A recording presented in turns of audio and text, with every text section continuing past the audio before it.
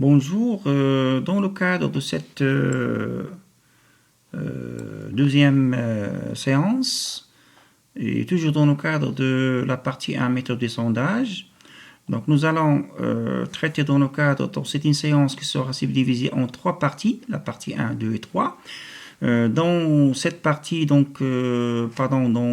cette deuxième séance, nous allons traiter la détermination de la taille de l'échantillon, à savoir la méthode par choix raison ou bien la méthode des quotas. Nous allons mettre, dans le cadre de cette première partie de la deuxième séance, on va mettre l'accent sur, dans le cadre de cette vidéo, sur la méthode par choix raison, la méthode de quotas, le principe de la méthode de quotas, et on va terminer par un exemple d'illustration, bien un exemple d'application.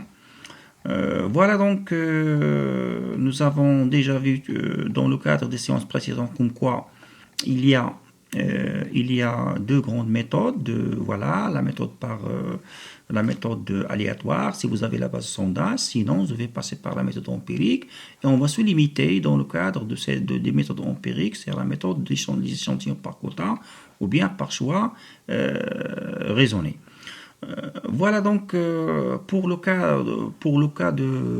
relativement à la méthode par choix raisonnons bien la méthode des quotas. Le principe général de cette méthode, c'est que l'échantillon qu'on va essayer de choisir à partir de la population, il est constitué de façon à ou bien il est choisi de façon à constituer une image aussi fidèle que possible de la population, c'est-à-dire l'échantillon doit respecter la même structure que celle de la population. Exemple, si vous avez dans un amphi,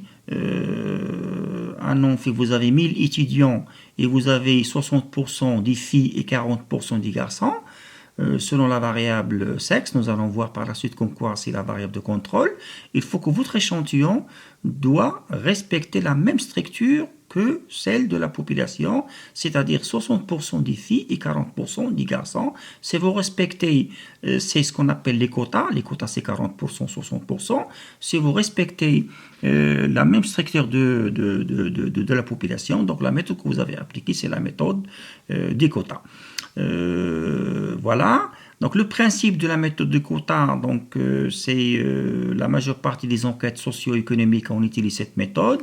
Il y a notre condition, c'est ou bien principe, c'est l'hypothèse de corrélation des différents caractères d'une population.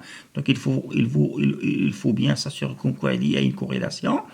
Et comme nous l'avons déjà expliqué auparavant, nous avons dit que l'échantillon doit être choisi de façon à ce qu'il ressemble, ou là il respecte la même structure que celle de l'échantillon. Donc le caractère qui va nous assurer comme quoi on a respecté la même structure de l'échantillon, c'est-à-dire de la population, c'est ce qu'on appelle les variables de contrôle.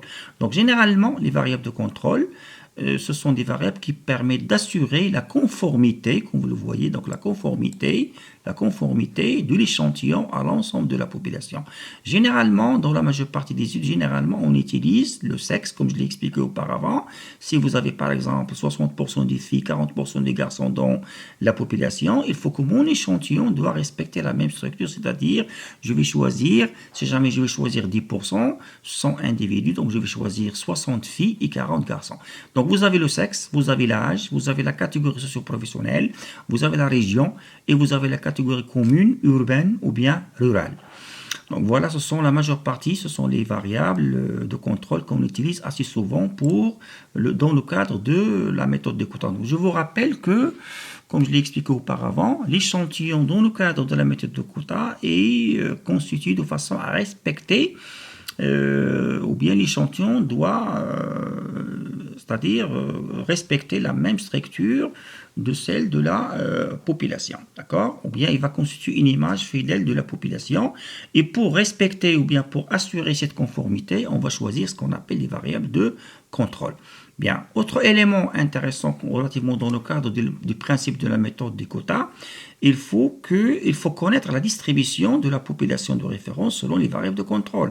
Par exemple, si jamais dans une population, j'aimerais bien choisir par exemple la variable de contrôle, par exemple le sexe, si je ne connais pas la répartition de la population mère selon la variable de contrôle sexe, par exemple, je ne sais pas le pourcentage des femmes et des hommes, je ne peux pas appliquer la méthode de quota selon cette variable, c'est-à-dire le sexe. Donc, c'est la raison pour laquelle, pour appliquer la méthode de quota en utilisant ces variables de contrôle, je dois connaître auparavant ce qu'on appelle les quotas population, bien le pourcentage de la population selon chaque variable de contrôle.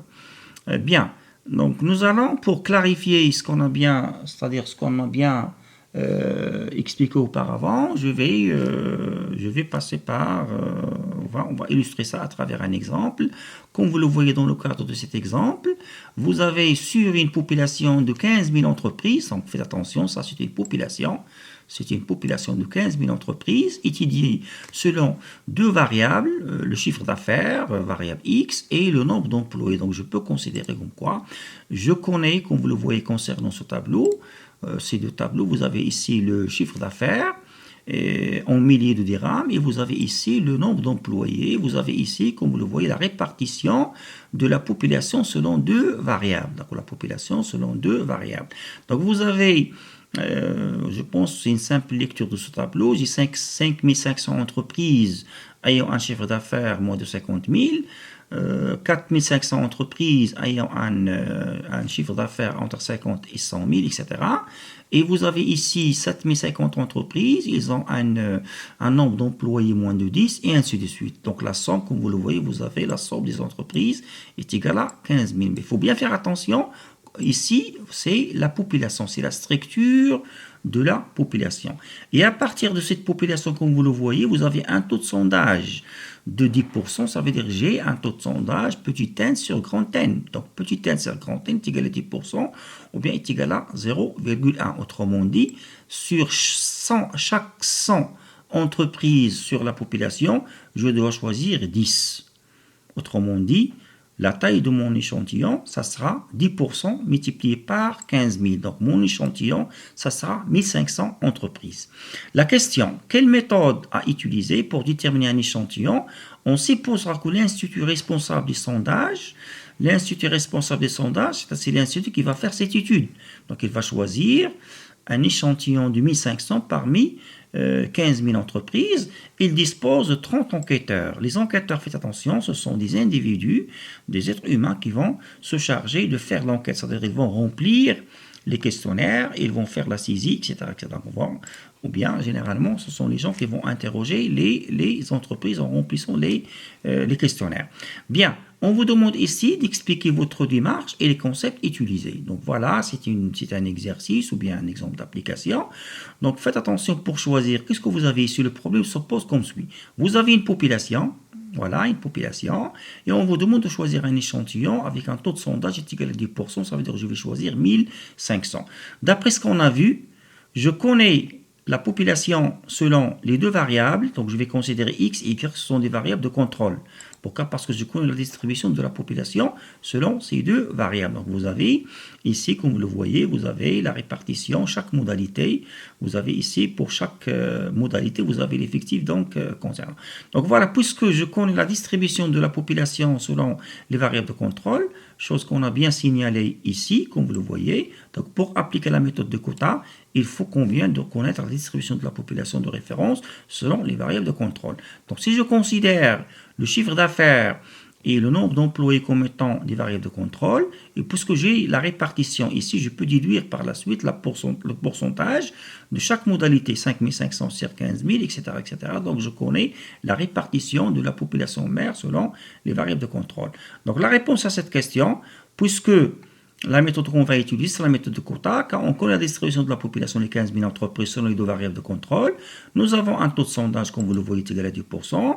Donc, je vais, la taille de mon échantillon est égale à 15 000 entreprises. Donc, voilà, 15 000 entreprises, est égale à la taille de mon échantillon, est égale à 1500 entreprises. Relativement à la détermination de mon échantillon, je dois déterminer mon échantillon variable de contrôle par variable de contrôle. C'est-à-dire, je vais donner une structure de l'échantillon pour la première variable de contrôle chiffre d'affaires et je vais faire la même chose pour l'effectif des employés. Bien, pardon, l'effectif des, voilà, l'effectif des employés Y.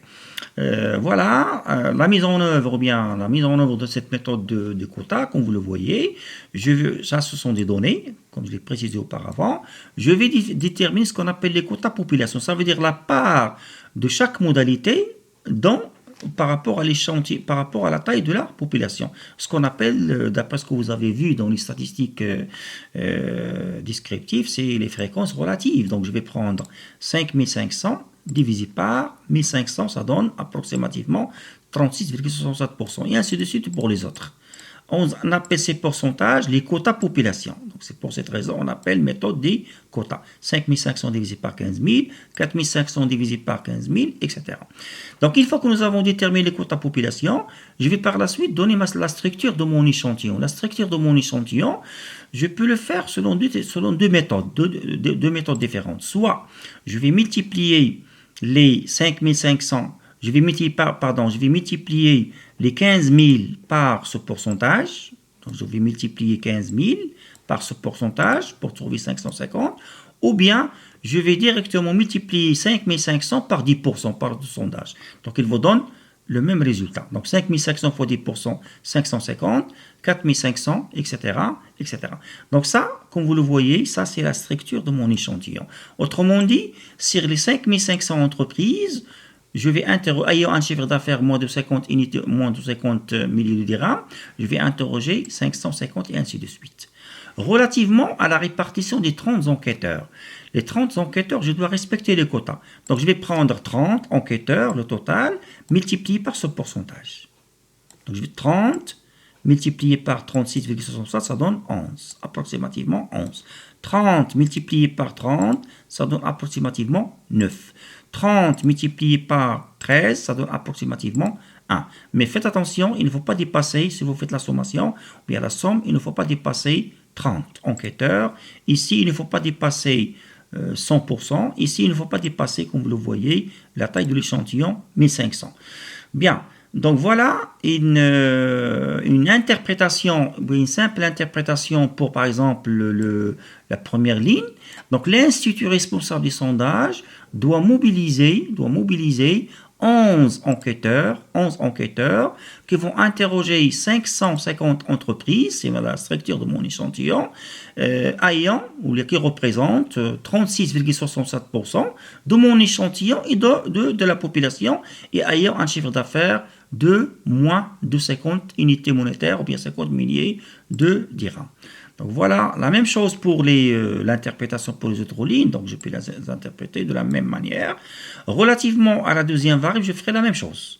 Donc voilà, je vais calculer c'est-à-dire les quotas population, 7050 divisé par 15 000, ça donne 47% et ainsi de suite. Je vais, pour la structure de mon échantillon, soit qu'il faut multiplier 47% par 15 000, ou bien je vais prendre 7050 fois 10%, ça donne 705, et ainsi de suite. Relativement à la répartition des enquêteurs, donc 14, c'est comment j'ai obtenu 14, c'est 30, multiplié par 47%, ça donne 14, et ainsi de suite pour les autres. Donc voilà pour cet exercice d'illustration, et je vous remercie, et je vous donne rendez-vous dans une prochaine, dans la suite.